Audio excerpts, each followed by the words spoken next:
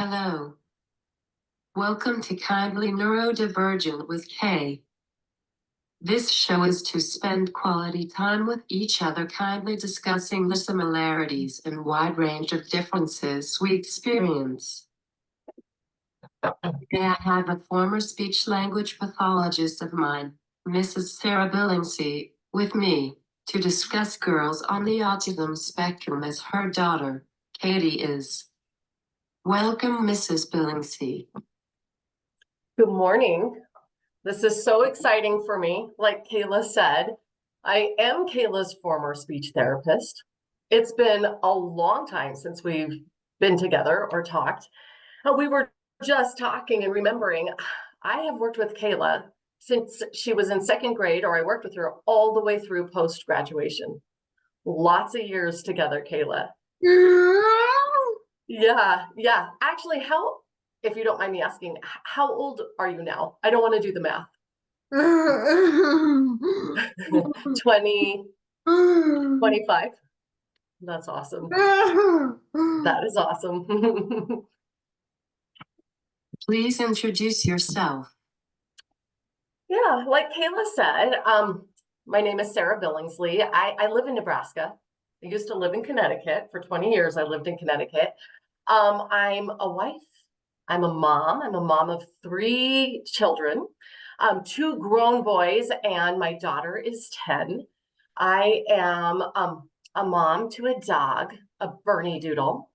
Actually, when Kayla and I were working together, do you remember this, Kayla? We both had Shih Tzus. Do you still have Shih Tzus? Yeah, you still do. Oh, that's awesome. So I'm a dog mom. I'm a person of faith, and I'm a speech pathologist. So a little bit of who I am. What is autism? Yeah, that's our topic for the day, right? Is autism, but specifically girls with autism. And there's such a high prevalence of autism. I think it would be hard for anybody listening to not have encountered the term, to not have encountered somebody with autism. But it is a neurodevelopmental delay, disorder that typically affects somebody's social skills, somebody's social communication. Children or people, adults with autism, often have hard times with relationships. It also can, affect just general communication, not just social interactions, but actually acquiring language. And then finally, with autism, you see repetitive kind of restricted behaviors. So that's another criteria or symptom that accompanies autism. What are signs of autism? Well, kind of similar to what I was just sharing, like, what is the criteria or what is the definition of autism, some of the signs of autism. Maybe in more lay terms might just be some very awkward interactions or very quirky personalities, all the way to being somebody who is non-speaking, somebody who might have those restricted repetitive behaviors that are very obvious. Maybe you see rocking, or maybe you see hand flapping, to a much more subtle restrictive and repetitive behaviors. Maybe somebody who really loves to talk about anime and gets stuck on the same topic all the time. And that is a little atypical or unexpected. That could be a symptom of autism. Sometimes it's the mere fact that a person has a hard time looking you in the eye and might talk to you like this while they're looking off to the side. Eye contact could be a red flag or a symptom of autism. Do you work with students with autism as a therapist? Yeah, I didn't really share what I do as a speech pathologist because it's such a wide field. Yeah, you're so aware of that, Kayla, with all of our work together and your work with so many people, with so many speech therapists. But my primary caseload is preschool. That really is my jam, playing with the little ones.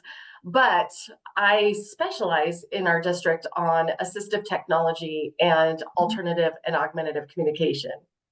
Look at that cheer. Kayla's like, yeah.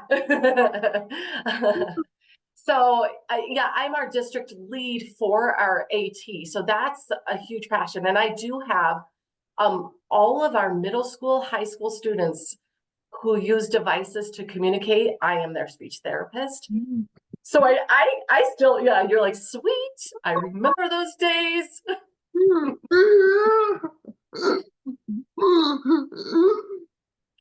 So yes, I do work with students with autism. We see more and more preschoolers, young children coming in with characteristics of autism.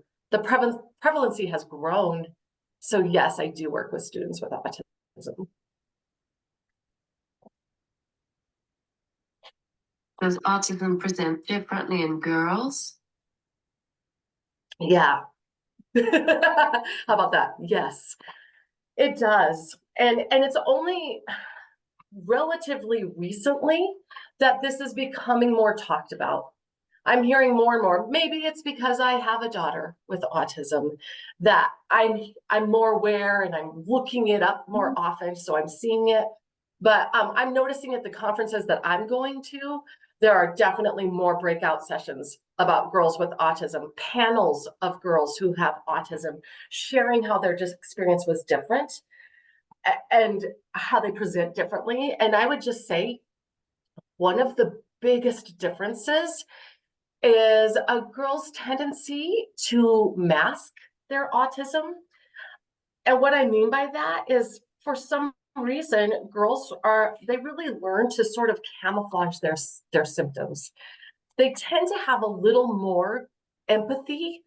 They seem to take in and observe other people around them a little better than those boys do, and recognize maybe some of those expected behaviors and think, oh, I'm supposed to be quiet here, or oh, I'm supposed to respond to that question, and they learn how to suppress their symptoms of autism and blend into the environment, and they tend to go undiagnosed or diagnosed at a later age.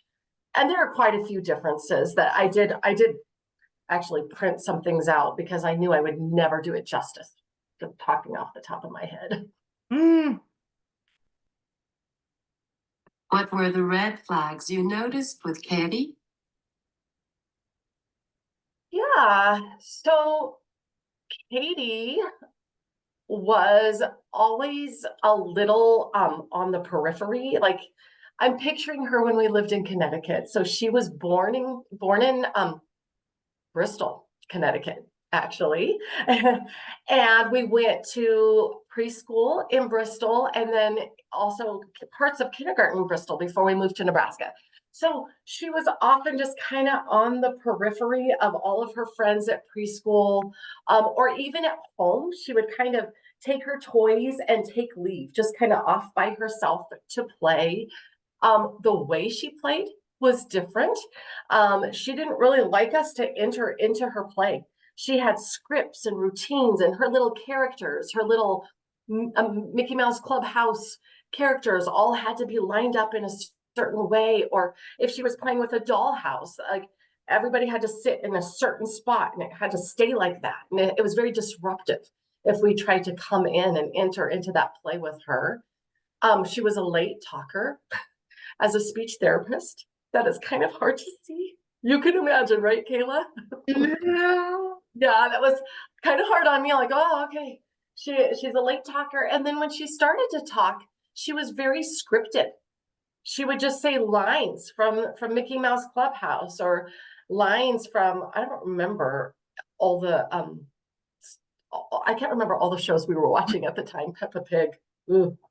I don't love the whininess of Peppa Pig, but so she used a lot of scripted speech. She also had funny eye contact. She did divert her eyes off to the side a lot of times. She did a lot of rocking, a lot of rocking when she was interacting with you. So there would be a little bit of eyes to the side and rocking while she was trying to interact. But the hardest thing for us was how fragile her little sensory system seemed to be. She would melt down, dissolve, scream, whether it would be like just crying, utterly devastated, or just screaming out of anger or fear. It could just be our neighbor would have just like crossed the street and was coming over to give us a casserole. And to have somebody entering into her space unexpectedly, it was just so hard. We couldn't go to restaurants. We couldn't go to grocery stores, church nursery.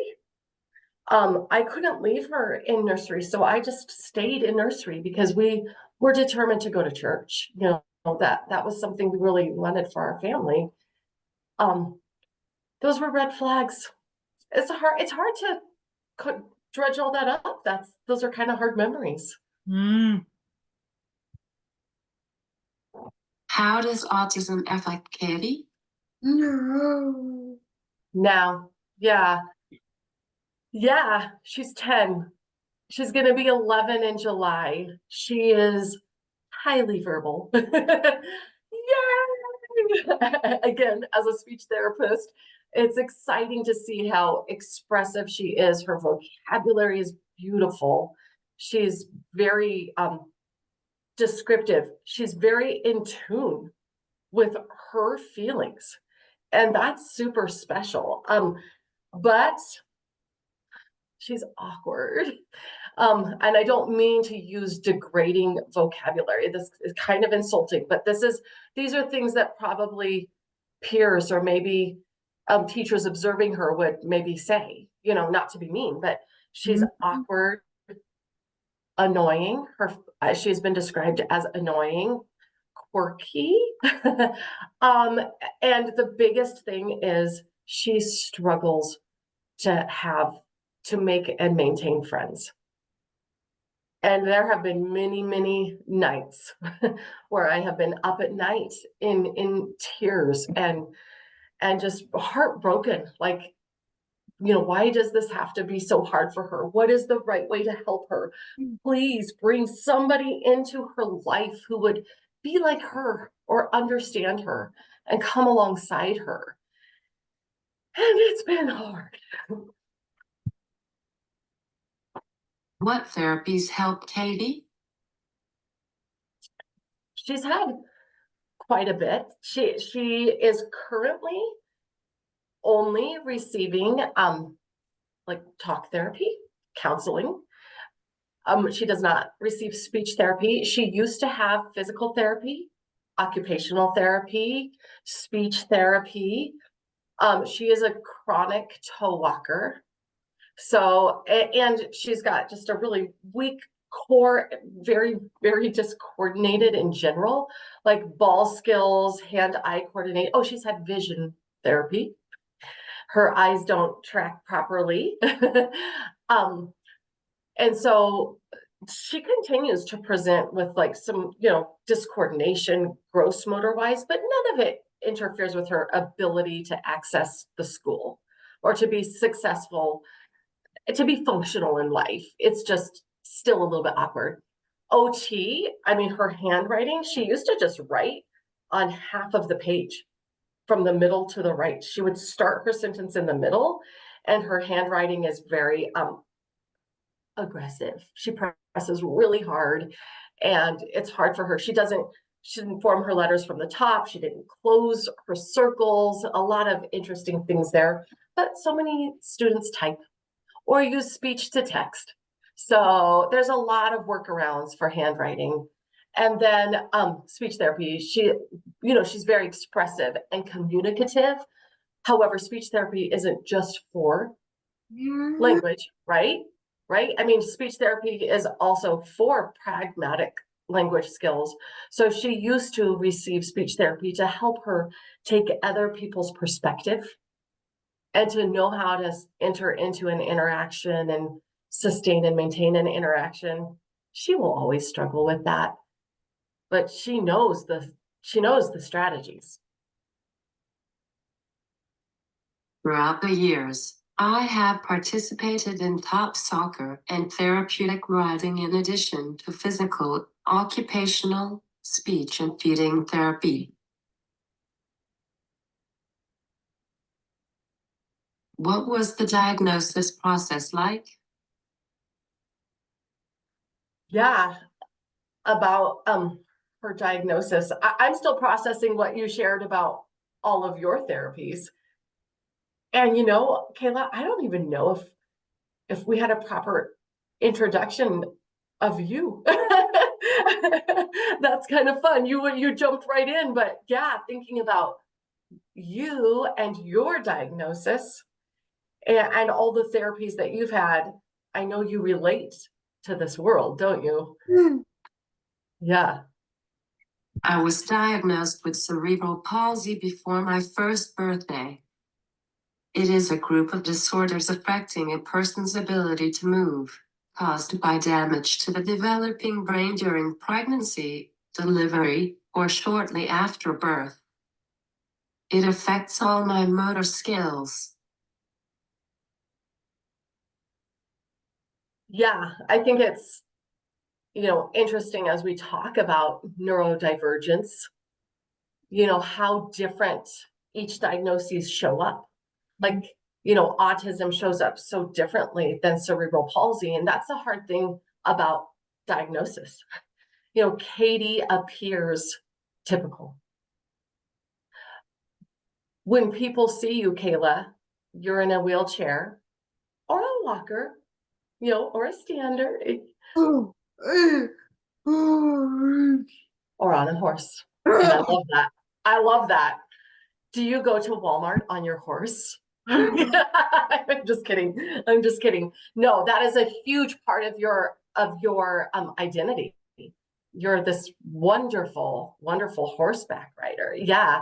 But people can see your disability. With autism, a lot of times people don't see the autism. And that is so true with girls, because it is kind of a characteristic of a girl with autism that they are more verbal. They tend to have higher language skills. And so they just, their interactions don't obviously scream, this is a child with autism or this is an adult with autism. Her diagnosis was interesting. In Connecticut, we struggled to get a diagnosis, but I knew. I had her evaluated before she was 3. And at that time, she didn't qualify for any sort of birth to 3 interventions. And so there was nothing. When we were in preschool, I just waited it out because I had her evaluated at 2.5. So I'm like, well, I'm not going to evaluate her again at 3. I'm not going to evaluate her again at 3.5, at 4. I don't want to be that crazy speech therapist mom who, right? All of us as speech therapists, we all see pathology in our children. And I know that. And yeah. You said I do too. Did you say that? So you observe the world, you observe people in your life, and you can diagnose, you can recognize.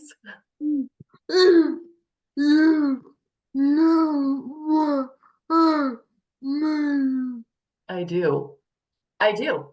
When you've lived it, or when you've been a clinician in it, there's this cute sign that my colleague in Connecticut, school psychologist, she used to have on her desk, and it said, "Keep talking, I'm diagnosing." And I feel like, I don't want to be like that. And I also didn't want to be like overreacting to Katie. So I did not have her reevaluated through preschool. But kindergarten was a train wreck. She was a train wreck. And it makes me sad. It was so hard for her. And this was in Bristol, and her teacher was amazing. She had a male teacher who was so awesome and creative and energetic. But I just I knew without him being unprofessional or inappropriate, he shared she's struggling, and I was kind of like, I think that's code for you should request an evaluation. But at the end of the day in Connecticut, all she ever got was a 504 for her vision.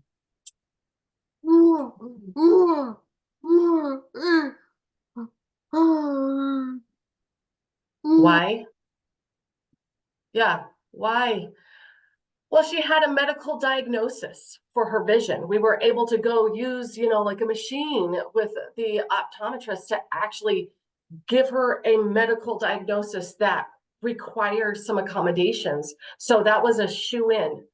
But in terms of all of her other struggles, it just never quite rose to the level of severe enough for them to be like, this child needs an IEP.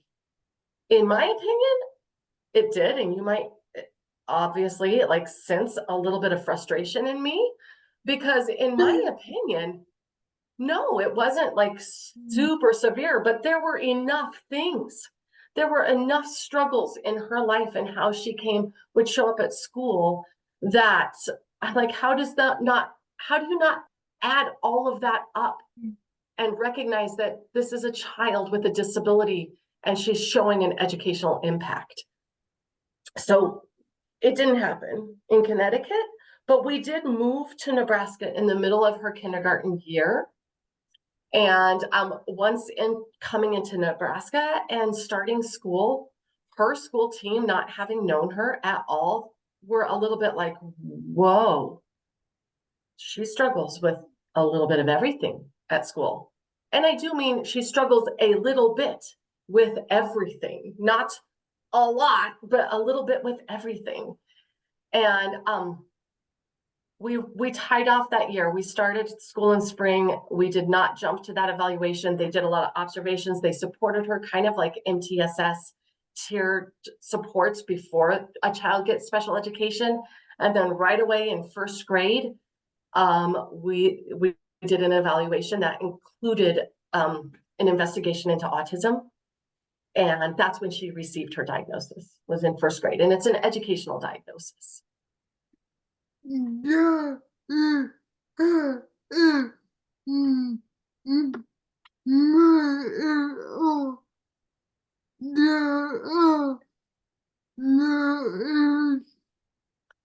Does she have a medical diagnosis? I have not lost my skill of, actually, I shouldn't say it's my skill. You have continued to maintain some pretty good verbal approximations, Kayla Ireland. She doesn't.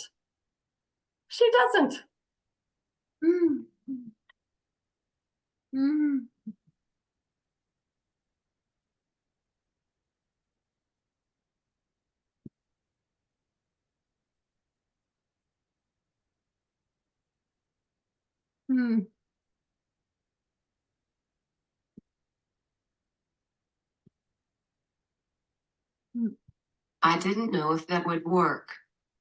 You did great. Yeah, you did great.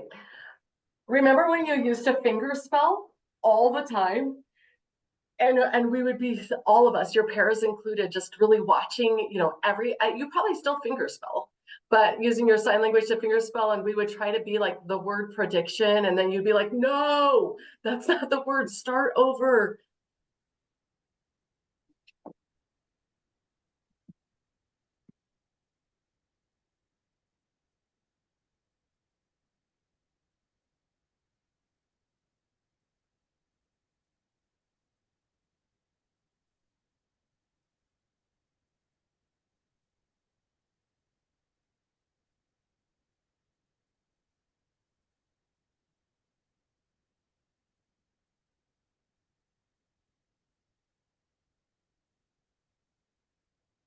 What does it mean to not have a medical diagnosis?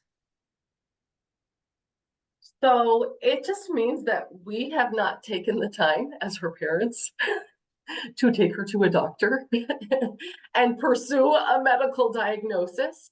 So it hasn't really been important to us, some families, that medical diagnosis means everything to them. Sometimes the medical diagnosis opens up the opportunity to use your medical insurance to pay for therapies. If you have a child or if you're an adult who needs ongoing speech, OT, PT, etc., then autism is oftentimes an accepted diagnosis for coverage. That's kind of a big deal. Maybe you're a child who really would benefit from some medications, and maybe that maybe having the expert in autism and pharmacology, like that perfect combination is what you would need to govern your care. Sometimes maybe you have a school district who isn't recognizing or acknowledging the diagnosis of autism, and you would like to pursue that medical diagnosis to bring it to the team, the school team, to be like, this is an outside provider, and this is their impression of my child. Can we talk, about how best to serve her? We haven't needed that. That's all I can say about that. Yeah. Does Katie know she's autistic? Yeah. I have to say, I love your voice on your Prolo Quo to go. It's so natural, and that's a random topic, but it's new. It's improved, an improved voice. You're welcome. You're welcome. Katie does know. She only discovered, and I'm probably exposing some parenting flaws here, but it's so hard to know the right thing to do. But she discovered on her own. And we debated, my husband and I, Robert and I, we debated back and forth. Is it time to tell her? We knew we would tell her. But when is it time? She's 10. She's the type of child, I don't know if this is typical, like girls with autism. I just know this is my Katie, that she just sort of absorbs, kind of like that masking and that camouflaging, but she just sort of takes on everybody's characteristics, including symptoms. If I say I have a headache today, a few minutes later, Katie has a headache. If Robert's like, my stomach is kind of upset and crampy, a few hours later, Katie's got a crampy stomach. I mean, she literally like physical symptoms. And I did read like a difference. Oh, right here, because I've got a little list of how girls differ from boys. And it does say they may have anxiety or other characteristics about them that manifest in physical symptoms such as stomach aches. So this is something we have seen in her all of her life. It's not like she's doing it on purpose. She really does acquire a headache. She really does. I mean, to the degree that she might even start vomiting, like she gets so worked up with these symptoms. And we thought a lot about, oh gosh, if we share with her this diagnosis of autism, what if she starts to manifest symptoms of autism that are not really innate to how her presentation is? That because she's so smart, Kayla, she loves to read and research and know all the things about all the things. So she will on her own independently research autism, and she has them.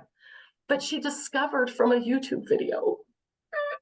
So I actually think it's really cool. I think it was, God's plan, or a parenting fail. I don't care how you interpret it, but it worked out for the better. She was watching one of her favorite crafters. She's an artist. She loves to draw. She loves anime, drawing animals, beautiful artist. And she was watching one of her crafters or artists, and the title was "The Day I Discovered I'm Autistic." And this YouTuber was going through all of her symptoms. And I came into the room and Katie looked very, very like pensive. And I'm like, what's up? And she's like, nothing. I'm like, are you okay? And she's like, I think I'm autistic. And Robert wasn't there. I didn't want to have this conversation without Robert. That felt not fair. So I just was like, I just remained curious. I'm like, really? Well, what makes you think that? And she's like, well, I just watched this video and I have all the same symptoms. She's like, I can't do crowds. I struggle with friendships. I have, and she goes all the way down to like, those automatic flushing toilets, mom. I can't handle automatic flushing toilets. It was actually kind of cute. Like some of these, idiosyncrasies. She's like, so am I? And here I am in this moment, like, well, am I going to confirm this without dad present? So I just was really vague. I'm like, well, I mean, you relate to all of those symptoms. So what do you think? And she's like, I think I am. I think I am. And I'm like, and how do you feel about that? And she's like, I think I'm okay. I think I'm okay with that. And so but she was perseverating. And perseverating means like getting really stuck, which who wouldn't? This is self-discovery. This is new. But she was really doing a lot of this like ruminating, like, okay, I think I'm autistic. I think that's why I can't do friends. Okay, that's why I just like always want to draw. Okay, all these things that she's chalking up. And she was persistent, like, but mom, am I? Am I? And it was so clear to me in that moment that her black and white thinking was not okay with these vagues, like, well, what do you think? Well, how do you feel about it? She's like, am I or am I not? Just tell me, am I or am I not? And I knew my husband would understand because he knows her. And so I said, you know what, Katie? We had you evaluated in first grade for autism, and you had a lot of the characteristics of autism. And at the end of that evaluation, we decided you are autistic. And and I said, but I did tell her, and this was true because she's in fifth grade now. And I said, but at your last IEP, your team sat around that table and said, if you were to be evaluated today, you probably wouldn't meet the criteria for autism because you have changed a lot, and there's a lot of things about you that no longer really fit that criteria. And so it's almost like you're autistic-ish. And she's like, okay, so I'm ish. So she kind of started like, so I'm ish, I'm autistic-ish. I said, you sort of have your feet in both worlds. You sort of straddle. Yeah, yeah, it's kind of interesting. Well, guess what happened, Kayla? She was like scared. She's like, oh no. So mom, if they evaluate me again, I'm not autistic anymore. And I could see it on her face. Like she was starting to relate to this identity and it was causing some relief for her. And she was so scared, like, oh no, what if they take away my identity now? I feel like autism explains a lot about me and I have some relief in that. And I really could see where this was going. And I said, no, sweetie, there's something called masking.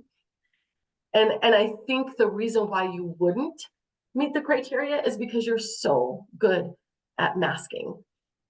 And a person with autism is always autistic. And she's like, oh, I'm so glad. She's like, because if I'm not neurodivergent, because I think I'm neurodivergent, but if you tell me I'm not neurodivergent, then I am just a normie who can't make friends. I don't remember experiencing anger, frustration, etc. I would like to take this moment to share my magic sled story that we had written together in third grade. Once upon a time, when I was living in my new house, there was a mysterious sled. I went in my garage and I saw it. It was not there yesterday or the night before.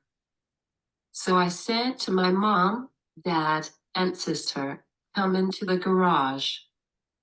See what I found. Kirsten saw it and said, I want to try. My turn. Then Mom, Dad, Kirsten, and I went on the mysterious sled to see what it does. We went in the backyard and we were going down a hill when all of a sudden, the ropes turned into hands and they started to talk to me with sign language. The hands said, "Kayla, I am a magical sled. You can have any wish you want. What is your wish?"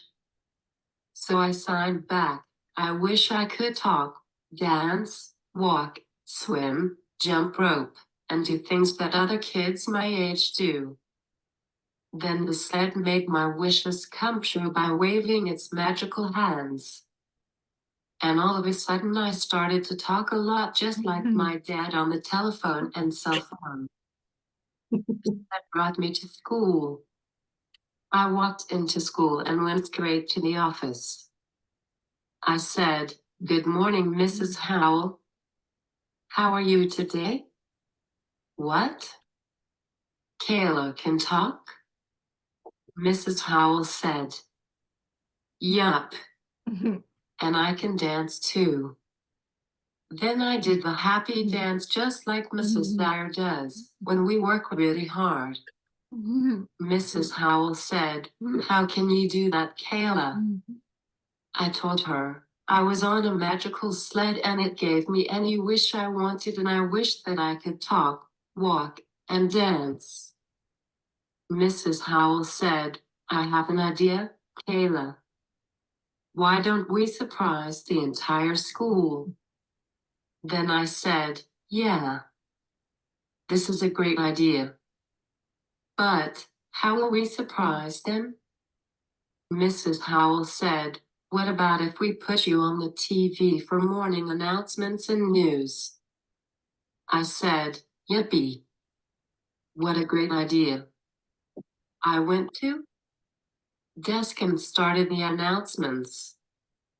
"Please turn your TVs onto channel 9 for the morning announcements." Then, Mr. Carter brought the camera into the office and pointed it at me. He said, "Kayla, now you're on TV. Show them all the things you can do."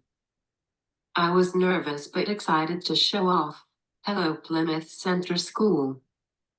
My name is Kayla Ireland. I am in 3rd grade. Watch what I can do. I can dance." Then I did the happy dance again. I can talk. I can jump. I can swim and do a lot of things. Please rise and face the flag for the Pledge of Allegiance. Nurse Carol was watching the TV when she suddenly fell down and gasped and said, "I can't believe it, group of exclamation marks. Kayla can talk. Kayla can dance. Kayla can walk." She ran into the office and said to Mrs. Howell and Mrs. Collins, "What? Is someone playing a trick on me? Is this true? Kayla Ireland can walk, talk, dance, jump. All those things." When the announcements and Pledge of Allegiance was over, I went to talk to Mrs. Collins, Nurse Carol, and Mrs. Howell and asked them if I could be their special helper for the day.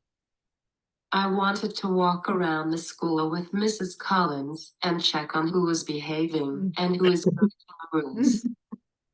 I wanted to help Nurse Carol take care of the sick kids. I wanted to help Mrs. Howell with paper. There were so many things I wanted to try. It was a very busy day, but at the end of the day I missed so many things. I was happy to be a helper, but I realized that I can help even if I'm in my wheelchair. I can help even if I can't talk perfectly. I missed my chair. It's so fancy and so comfortable. I missed my computer. It's what I use to do most of my school work, and I also have a fancy computer that I use to talk with my friends. I missed my walker. I have learned to use all these things, and they have become part of me. But I didn't just miss my things. I missed my friends. Some of the people I missed were Mrs. P, my school mom, Andy, my school dad, Mrs. Donnies, my school aunt, Mrs. Labin, my awesome teacher, Ms. Lieber, my school aunt, all my therapists, Mrs. Dyer, Mrs. Drew Ain, Mrs. Reed, and my friends in the classroom. I realize that my life is so special because of the way God made me. My life is special just because of who I am. Even though I'm in a wheelchair, can't talk as well as other kids my age, can't run and jump, I still have a happy and special life, and I am a special person. I love that. That is such a strong memory. And to give a little context, I think to the viewers, um, I know, Kayla, you were commenting on what it was like for you, what it has been like for you to embrace your diagnosis, because we're talking about Katie's diagnosis, and you were sharing that you don't remember feeling anger. And just for the listeners or the viewers, Kayla and I wrote that story together, the magic sled, right? Is that what we called it? Yeah, in third grade. I have a strong memory, like a picture of us sitting side by side at my computer, you with your iPad so you could talk to me. Were you using your Dynavox at that time? You with your big heavy Dynavox so you could talk to me, and me at that time typing your ideas. And it's a beautiful illustration of how of just that journey of accepting a diagnosis, like longing to do all those things.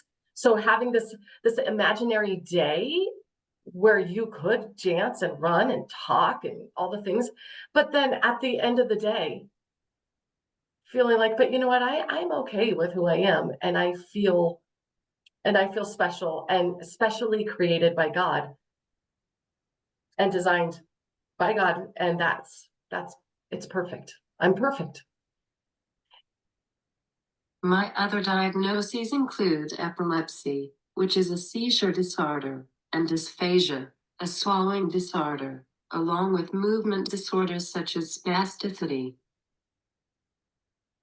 Yeah, I mean, you were not given an easy go of it by any means. I mean, by all means, your physical body is complicated for sure. Yeah. And I think that does kind of tie back to Katie's comment and her ability to embrace and accept her diagnosis of being neurodivergent. To think, I think what it offered her was this idea that, oh, I'm not broken.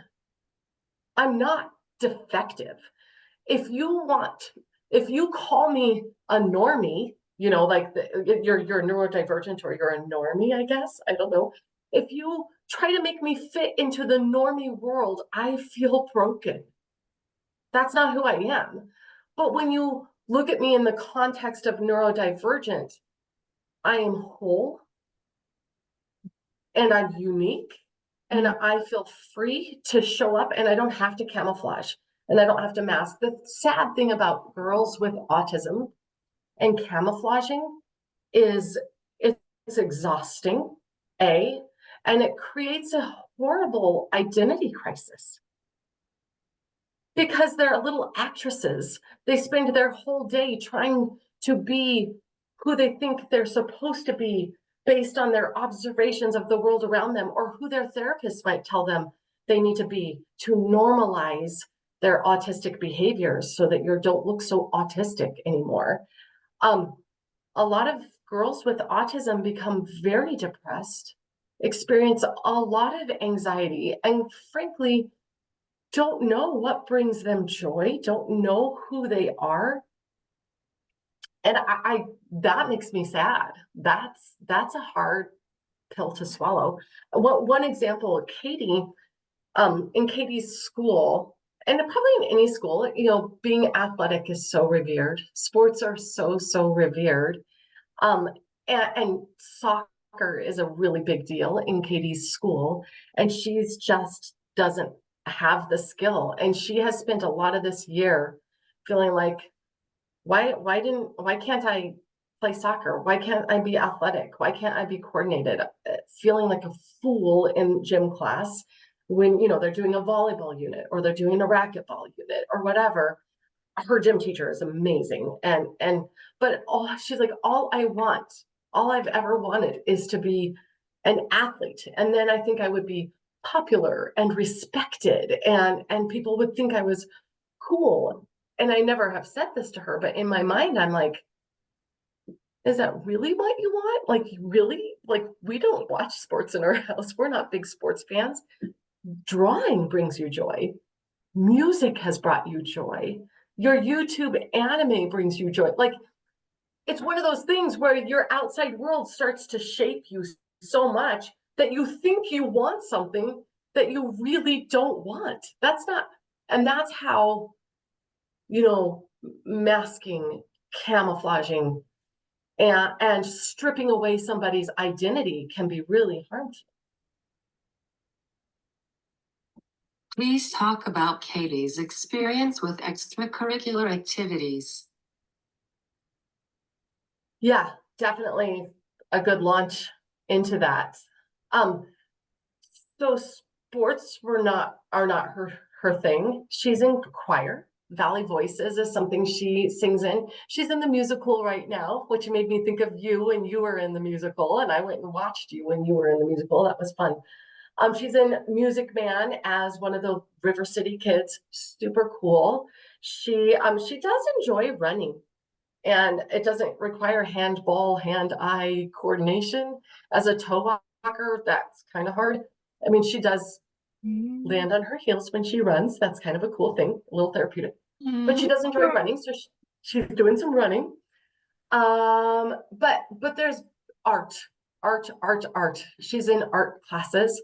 But I mean, throughout the school day, we don't have theater classes. We don't have a dedicated art class in 5th grade like you did at Plymouth Center School.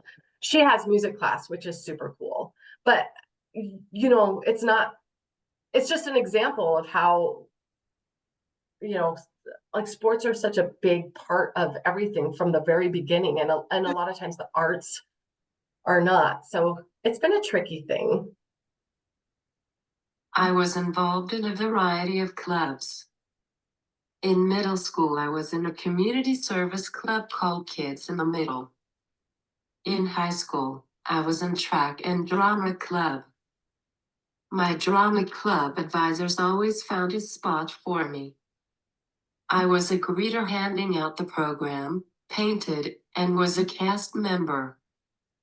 For track, I attended 2 practices a week and participated in the stretching as much as I could, then walk laps in my walker. I ran the 100-meter at home games, competing against my own time. Even though I competed against myself, my family, coaches, teammates, and spectators cheered me on. My first track meet was in the pouring rain. We had to take a hairdryer to my wheelchair afterwards.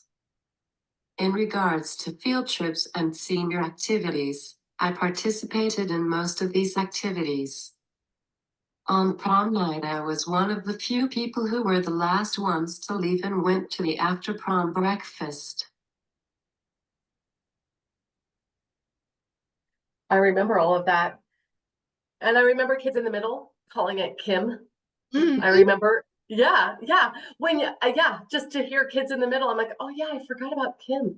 That was a cool program, really cool program. I remember watching you in track from the stands. I remember being in the audience and watching you as an ensemble cast member walking out onto stage in costume. I mean, it's super. Your community in Plymouth, Terryville, Connecticut, provided such an inclusive experience, but also your attitude about like, I will do all the things. It was a beautiful combination. How has Katie's school experience been? I think when we first moved back to Nebraska, we had her in a private Christian school, and it was so small. I think there were maybe like 4 or 5 girls in her class only in all of kindergarten, and then that traveled with her into first, second, and third grade, and we hung in there for a while, but it was a very challenging social experience for her because she just was not finding her groove with that small group of girls. And just like it would be for any child, normie or neurodivergent, when girls are going through their mean girl thing, like we all do, I suppose, at some point, I don't know. Yeah, like if you're the girl being left out for that week or for that really long season, there is nobody else. There was no other girl group. And it just, to her perception was, and it was potentially reality. I don't know. That's the other thing. I just really don't know. But her perception was she had no friends, that she was always left out. And I love the girls she went to school with. I really do. And I love the school she went to.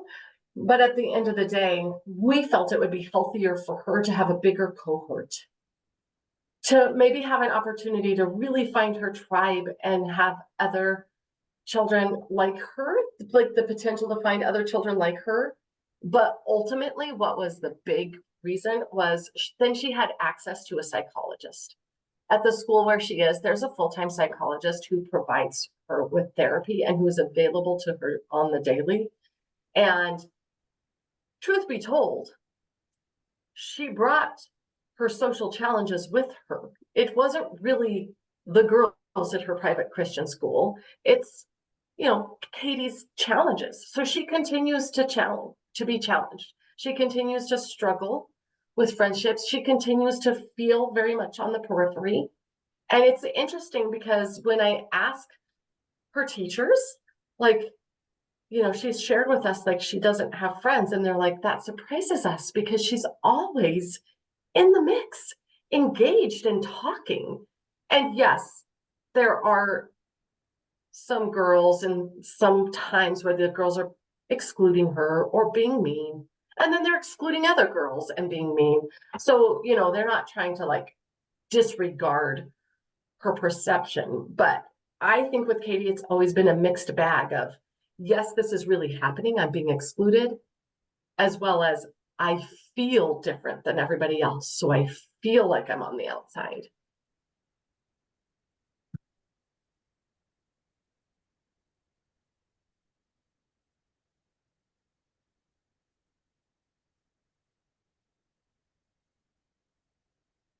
Academic needs. She doesn't receive any special education for academics. Her reading is fabulous, like top of the class, awesome. And comprehension, all of that. So that's like really strong language skills. Her math is a struggle for her, but she's got an artist's brain. So math is hard, but it doesn't really rise to the level of a disability. She doesn't have a math disability. So that's kind of cool. My school experience was overall good. I was mainstreamed with the assistance of a paraprofessional, therapists, and accommodations. I had a feeding and fire evacuation plan. Mm-hmm. Before I became your school therapist, I was a speech therapist at Connecticut Children's Medical Center in Hartford. You may not even know this. I was, a speech therapist at CCMC, and I did your swallowing study. You came in as a little, it must have been preschool or something, I don't know. And we did a modified barium swallow study to, to see if you were aspirating or to see what foods you could tolerate safely. And then when I came to Plymouth Center to work in your school, I'm like, I know this. And do you remember all the feeding and swallowing therapy we would do together? And like really highlighting your feeding plan to keep you safe, to make sure you weren't aspirating. It was a lot, but to avoid being tube fed. We wanted to make sure that you could take all your nutrition by mouth safely.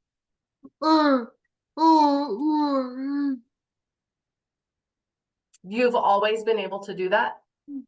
Take your nutrition by mouth. You never had to be tube fed. See, I love that. I think that's great. But yeah, I mean, you did, from my experience with you, from second grade up, seemed to be very integrated and mainstreamed and positive. It was awesome. Does Katie have a preference on person first language, etc.? That's completely off her radar, as far as I know. You know, I find all of that really interesting. Like, I wonder what, I don't know what her preference will be. When she becomes aware of that dialogue, I am aware of the big push to say autistics or autistic. He's autistic instead of a person with autism. And that's a switch for me. So yeah, I find that curious. How do you feel about it? I don't have a preference.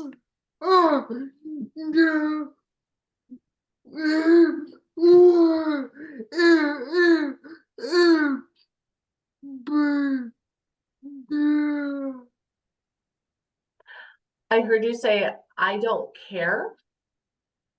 And then that last part.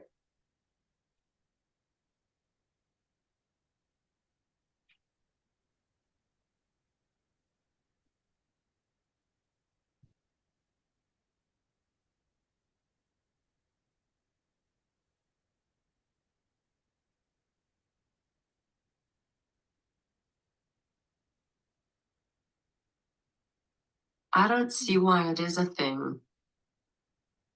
I appreciate that perspective. Right? Yeah. I don't know. Yeah. Do I understand the switch? Do I understand your perspective? Yeah, I think so, but obviously clarify. Like, I feel I'm thinking that maybe you grew up saying I am a person with CP, and now people are saying, well, I don't even know. Like, I'm I'm just saying I am CP. I don't know how it is for cerebral palsy, to be honest with you. With autism, it's I'm autistic instead of I'm a person with autism.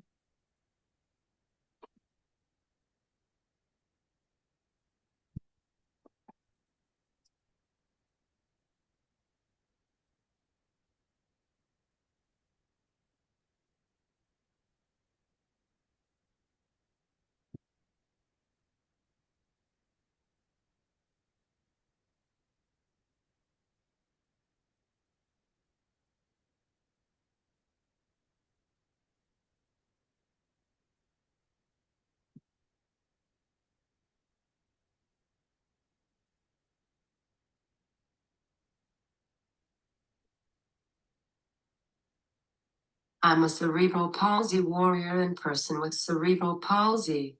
I love that. I love that.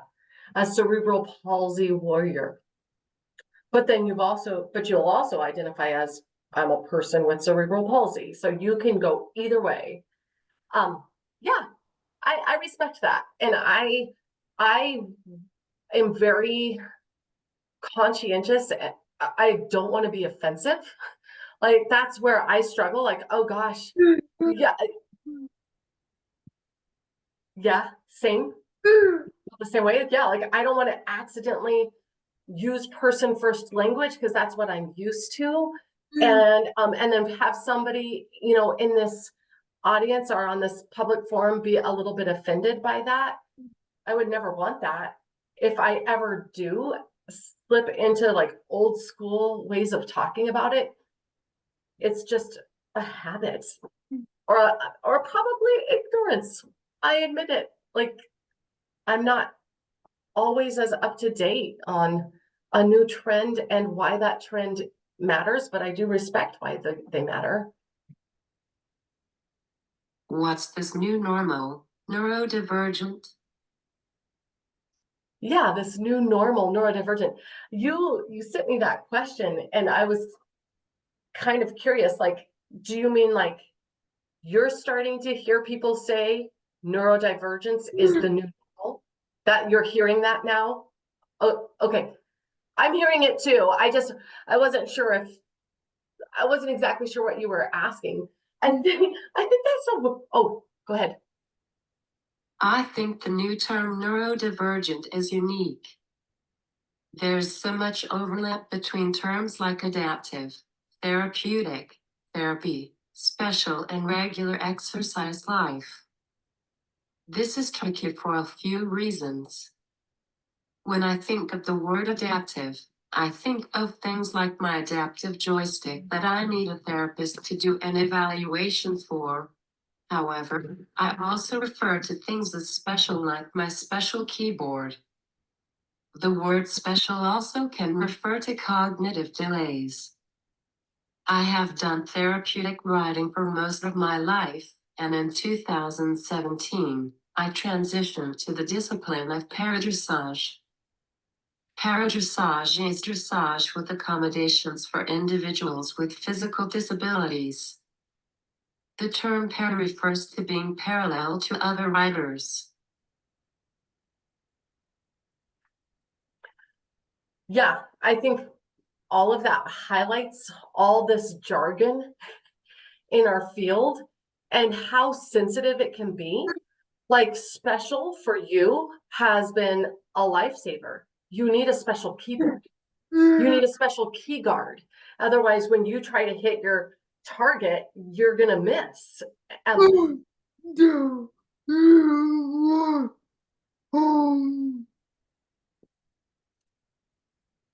sorry.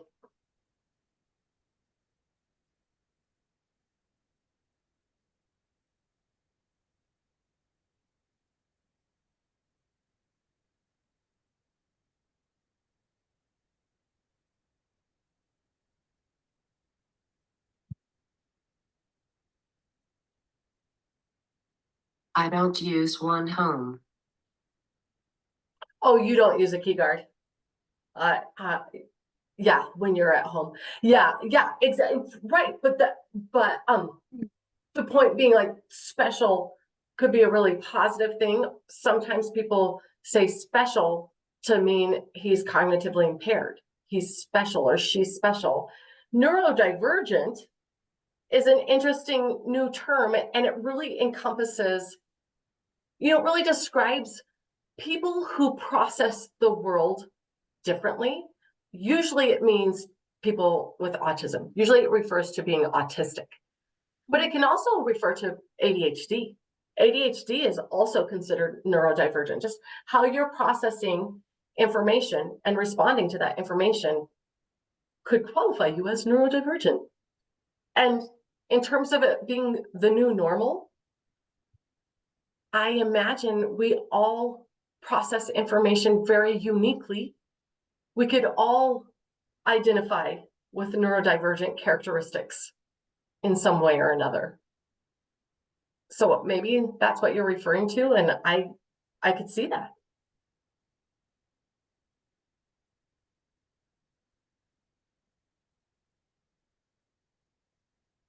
I feel like without special education department, I wouldn't be successful. I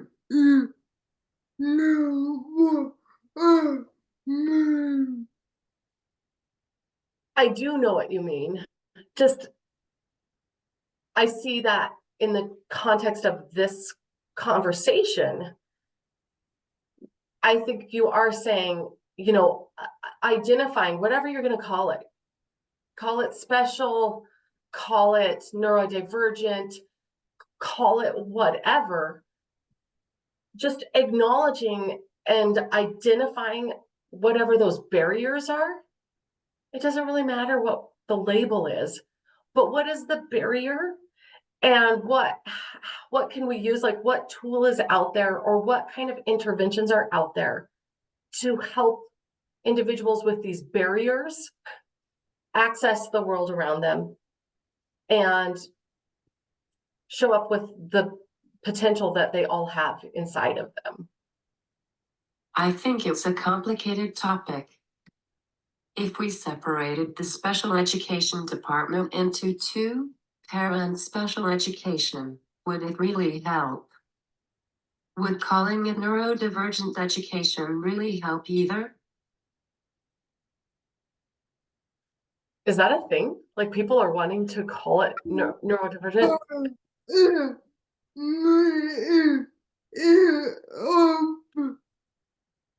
Oh, did you? You made it up?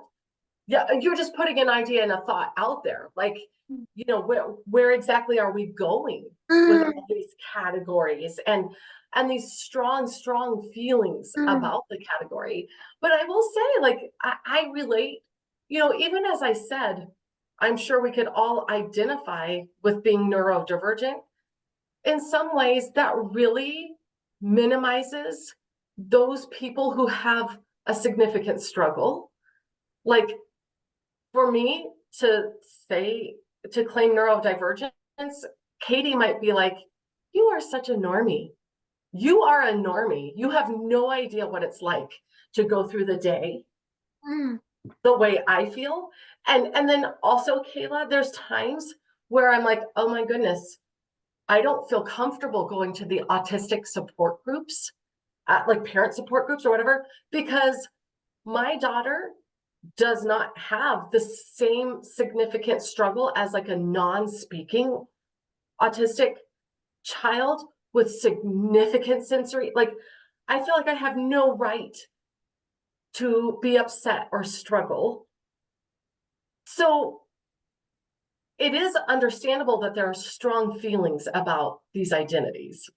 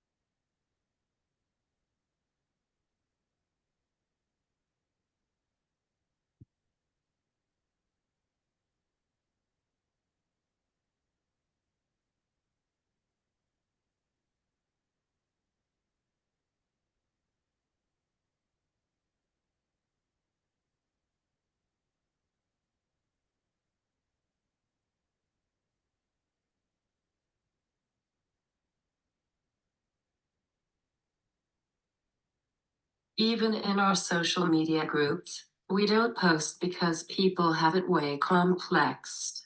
Will you say that again? Did it erase your message? Okay. Even in our social media groups, we don't post because people have it way complexer. Oh, people have it way complexer. I hear what you're saying. There are people with CP who have a lot more complicated presentations than you do. So you sometimes feel badly about posting. Yeah. So you can relate to that. You know what, Kayla, I wanted to say something. We could have said this at the beginning. This isn't necessarily about this topic, but this is about the complexity of your diagnosis, how you communicate, because you're communicating verbally, and you also sometimes communicate with your hands, and you also sometimes use pre-programmed buttons to say big long things, but then sometimes you are literally typing and generating and composing your message spontaneously. You and I talked before we started recording. I'd asked you, do you want me to fill in that space while you are composing your message and make sure that it's not like silent, quiet, dead space in the podcast? And you and I both agreed, like, let's just do what comes naturally. Right? So right there, you were composing for quite a long time, and I did not feel the need to talk.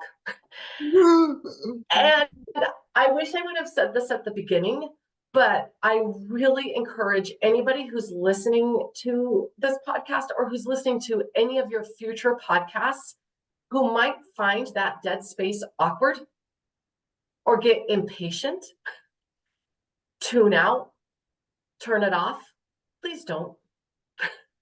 I just like a little PSA, because this is my passion, to hang in there with people who are using devices to communicate, because you have a right to be spontaneous and say something on the fly that's not scripted and pre-programmed. And what you have to say is really meaningful. And this conversation is an example of that. And so I just felt compelled to talk about it. Like, I recognize that might be awkward. You're welcome. You're welcome. It's awkward for people to hear it be quiet, but you have great ideas and thoughts. Do you see special education being renamed? How do you feel about some of these terms? We used to say on our IEPs, you know, this speech therapy will be in the speech therapy room pulled out session, and this speech therapy will be in the regular education classroom. We used to say that this session is pulled out, this session is pushed into the regular, but regular became a little bit offensive. That became offensive. So I don't say regular anymore. I say general education classroom. This session is pulled out into the related, I don't even say special ed, I say related services room. This speech therapy is in the general education classroom. So we are rebranding.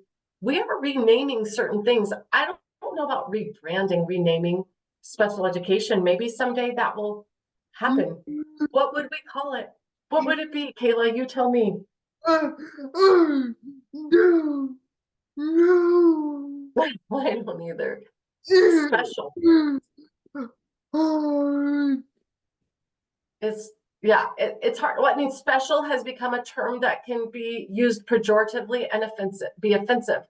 But then we'll throw a new word that seems more inclusive, an inclusive word, and then society will take that word and morph it and turn it and create memes and ridiculous TikTok videos using the new word to be pejorative, unless we continue to educate and show up like you show up, and show the world that people have different abilities, and that there's nothing less than about that.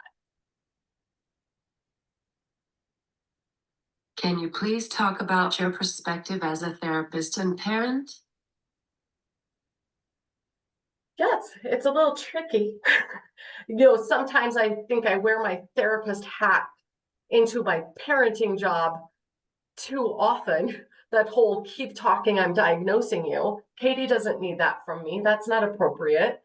You know, to just be her mom and love her through those moments and not make her feel pressed to use her strategies, to use what you learned in therapy.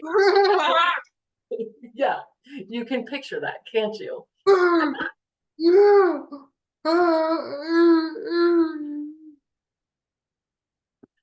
I didn't catch that. Do you want to say it again? No.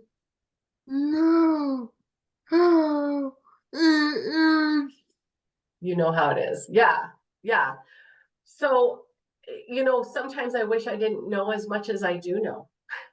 There's times when I see like Facebook posts and, of like dance recitals or prom and it doesn't, the fact that it triggers me actually makes me a little bit ashamed and annoyed with myself. Like, because there's a part of me that's like, will Katie experience that to the fullest? Will Katie have a positive experience about prom? Katie will never be in a dance recital. Probably what I'm doing, Kayla, is just comparing it to what my high school experience was like, and thinking about all those positive, the way they were positive for me, and thinking, a little like I know what the struggle is, and sad. I wish I didn't know. But how silly that I would go down that catastrophe, like, I'm gonna make everything catastrophic, like it's going to be bad. It could be awesome, and it probably will be awesome in a whole different way than I could ever anticipate. But the therapist in me fights with the parent in me, and that's hard. No. Thank you, Mrs. Billingsey, for doing this with me. It was great to have you on. Please share this talk show with your family, friends, clients, and colleagues. Everyone watching, don't forget to like, follow, subscribe, and share on Facebook, Instagram, and YouTube. You got it. You're welcome. This was my pleasure and my privilege.